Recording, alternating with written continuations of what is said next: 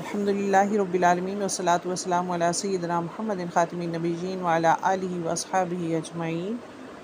باب حفظ العلمی، علم کو محفوظ رکھنا۔ حضرت ابو ہریرہ بہت حدیثیں بیان کرتے تھے، اور میں کہتا ہوں کہ اگر قرآن میں 2 آیتیں نہ ہوتی تو کوئی حدیث بیان نہ کرتا۔ پھر یہ آیت پڑھی جس کا مطلب یہ ہے کہ جو لوگ اللہ کی نازل کردہ دلیلوں اور ہدایتوں کو چھپاتے ہیں، تو ہمارے مہاجر بھائی تو بازار کی خرید و فروخت میں لگے رہتے تھے، اور انصار بھائی اپنی جائیدادوں میں مشغول رہتے تھے، اور ابو ہریرہ رسول اللہ صلی اللہ علیہ وسلم کے ساتھ جی بھر کر رہتے اور ان مجلس میں حاضر ہوتے کہ جن مجلسوں میں دوسرے حاضر نہ ہوتے تھے، اور باتوں کو محفوظ وہ رکھتے تھے جو دوسرے محفوظ نہ رکھ سکتے تھے۔ ابو ہریرہ نقل کرتے ہیں، 119 نمبر حدیث ہے کہ میں نے عرض کیا یا رسول اللہ، میں آپ سے بہت باتیں سنتا ہوں مگر بھول جاتا ہوں۔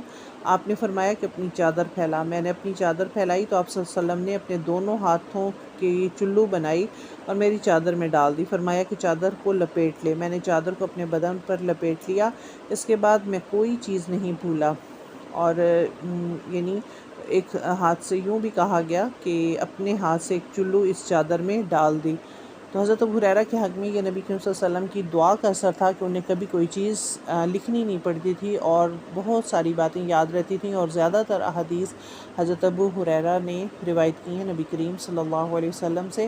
اللہ تعالی ہمیں بھی ایسا حافظہ نصیب کرے کہ ہم بھی قرآن مجید اور احادیث کو یاد رکھ سکیں، اور اس کا فہم نصیب فرمائے اور اس پہ عمل کرنے کی توفیق نصیب فرمائے۔